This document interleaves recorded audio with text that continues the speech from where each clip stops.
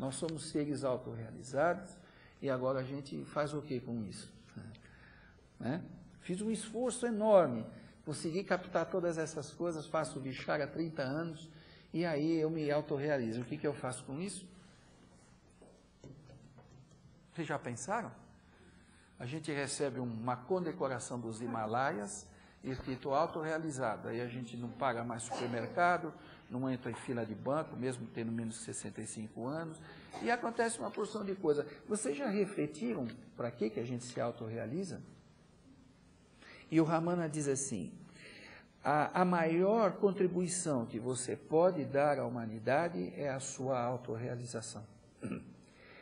Isso a gente precisa entender um pouco, porque Goethe dizia nada mais perigoso do que um ignorante ativo. O mundo está cheio de gente ignorante. Gente instruída, com diploma, em Harvard, nos lugares mais importantes do mundo. Mas eles são ignorantes da causa humana. Essas pessoas destroem o mundo. Eles são realizados, pessoalmente falando. São grandes profissionais. Mas a serviço do quê? Então, a autorrealização não é para o Fernando. A autorrealização é para expressar um princípio universal na Terra. E aí trazer paz e harmonia. Dostoiévski falava, quando o homem for fraterno, a Terra será o próprio paraíso. Cabe a nós construirmos isso. Toda vez que a gente melhora um pouco no caminho da autotransformação, a gente melhora o mundo. A gente deixa de poluir o mundo. Essa é a minha reflexão. Com isso eu termino o que eu tenho para dizer, tá bom?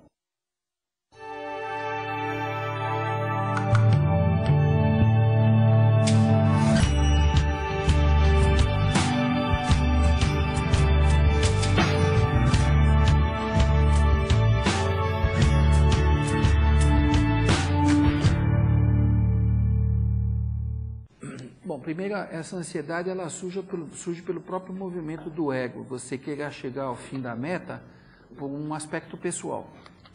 Isso gera uma ansiedade porque eu estou numa perspectiva pessoal, egóica, do ego pessoal, do ego psicológico. Então, se eu ficar preso a um resultado que eu quero alcançar, quem quer alcançar o resultado é o ego psicológico. A meta que eu estou me referindo, e até agradeço a sua pergunta, porque ela permite um esclarecimento a mais do que eu falei, realmente uma meta que é comum a todo ser humano, não é uma meta própria do Fernando. Então é uma meta que ao atingir não só me transforma, mas como transforma a humanidade. Então esse é o destino humano. Então eu não estou preocupado se vou demorar 30 vidas, eu estou preocupado a dar o primeiro passo. A jornada mais longa, ela começa pelo primeiro passo. Eu não posso adiar isso. Mas eu sei que eu estou fazendo Vichara há 1 ano. Eu sei que os resultados não são rápidos, mas eu não tenho ansiedade, porque eu estou em movimento. Eu tenho que remover um certo entulho que eu criei ao longo da minha vida. Porque uma coisa que nós não comentamos é que o pensamento ele gera uma energia própria, que é o tal elemental que a gente fala. E nós temos uma força anímica, elemental, que nós geramos, não foram os outros. Então agora, no processo de autotransformação e de autorrealização, toda uma energia que nós pusemos em movimento, ela precisa ser dissipada. Agora, o processo, quando você tem clareza da meta e você sabe o que você está fazendo, a ansiedade desaparece, porque é um processo impessoal.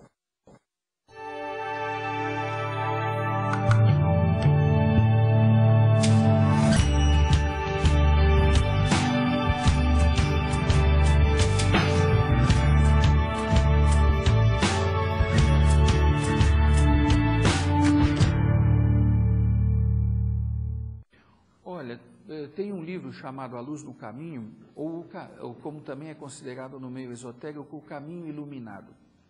Todo o esforço que nós aqui na sala estamos fazendo para nos transformar, nós estamos iluminando o caminho de toda a humanidade. Muitas vezes eu posso estar na minha casa fazendo uma reflexão sobre algum aspecto. Eu deixo essa semente no plano mental e ela vai enriquecer algum transeunte que vem depois de mim. Como aqueles que foram na minha frente deixaram sementes que vão me iluminar, né? Então ele é chamado também o caminho iluminado. Todo esforço para a autorrealização é uma contribuição para transformar os que vêm depois da gente, né? Essa transformação coletiva que você está falando, seguia a tal história do 100º macaco, né? A hora que essa cultura que nós estamos discutindo nessa sala, ela passa a ser a cultura vigente, então essa meta, essa busca do eu, a realização do eu, de uma forma impessoal, passa a fazer parte do paradigma da cultura mundial. E aí é uma coisa em cadeia, tá certo?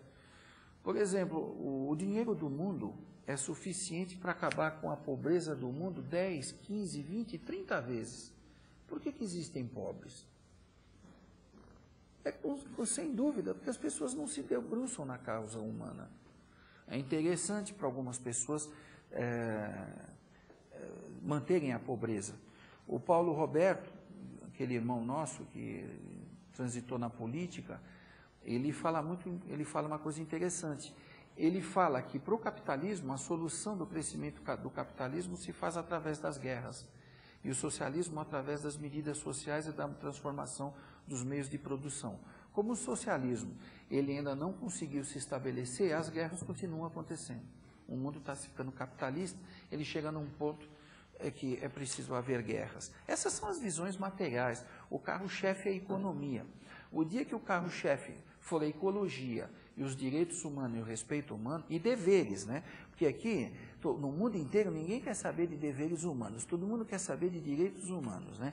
Mas o dia que nós tivermos também direitos e deveres humanos, aí pode haver um processo que acelere e contagie de uma forma geral. Hoje em dia, o paradigma do mundo de hoje não é esse, né? O paradigma, hoje a gente precisa pedir licença para ser normal. Em alguns lugares, a gente é ridicularizado porque é honesto.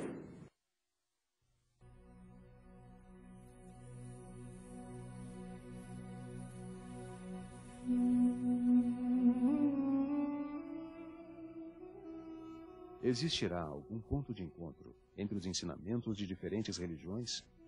Ciência e religião terão pontos em comum? Será possível seres humanos com crenças diferentes viverem em paz? Haverá algum mistério desconhecido nas profundezas da mente? Estudar com seriedade e liberdade essas questões, resgatar o saber profundo das antigas tradições, acompanhar o pensamento de vanguarda da ciência, investigar o lado oculto da vida. Isto é Sociedade Teosófica, um movimento que busca a quebra das distâncias e preconceitos entre os povos, o surgimento da fraternidade entre os homens e o renascimento da verdadeira sabedoria. Sociedade Teosófica. Contatos pelo telefone 226-0662.